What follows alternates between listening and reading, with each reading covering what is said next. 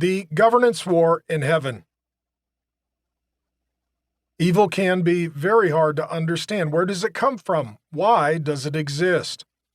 Since the early days of the church, Christians have commonly referred to evil as a privation.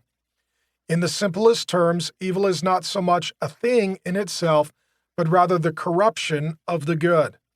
Like cancer that preys on the host of a human body, the body can live without cancer, but cancer cannot live without the body. Similarly, good can exist without evil, but evil cannot exist without good.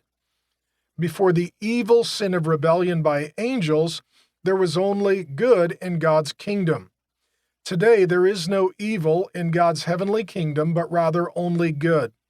Moreover, when God completes his full project of redemption, all that will be in his kingdom will be good without any evil of any sort. Evil, therefore, can only counterfeit and corrupt what God creates. While only God truly knows why evil has come into this world, everyone knows that something has gone terribly wrong in this world. No matter how many wars we wage, elections we hold, tears we shed, dollars we spend, or medications we prescribe, evil and the suffering it causes continue unabated. God reveals to us in his word both the way that evil entered the world and his plan to eradicate it forever. Perhaps because a loving relationship requires a choice, God gave angels, and later our first parents Adam and Eve, the capacity to choose between good and evil, which resulted in the rebellion of sin by some angels and all people. This was an act of war against God and his kingdom. God is a king with a kingdom, and his divine family members serve much like military soldiers.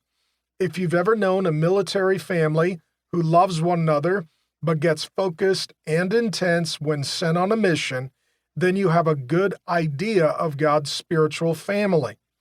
For example, an angelic army defends Elisha, angels start a war on earth in the days of Daniel, the commander of the Lord's army visits Joshua, and at the end of the age, an angel will show up on the earth brandishing a sharp sickle with which to strike down the nations.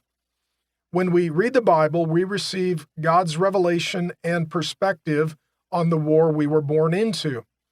Throughout the Bible, spirit beings are deployed like soldiers to sustain and defend God's people.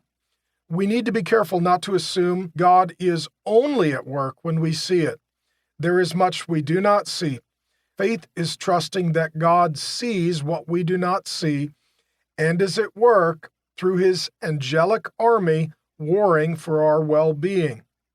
Much like a commanding military officer that seeks to incite a coup to overthrow a king and overtake a kingdom, one of the highest-ranking spirits, also called the strong man or prince of demons, became filled with pride.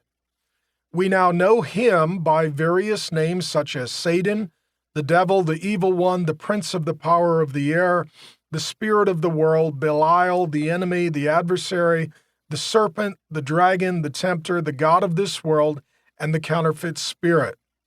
Rather than glorifying God, he wanted to be glorified as God. Rather than obeying God, he wanted to be obeyed as God. Rather than living dependently upon God, he wanted to live independently as his own God. Rather than building the kingdom, he wanted to expand his own kingdom.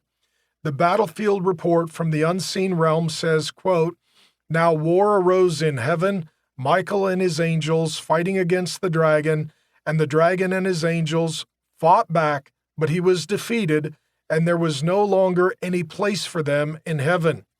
And the great dragon was thrown down, that ancient serpent who is called the devil, the deceiver of the whole world. He was thrown down to the earth, and his angels were thrown down with him."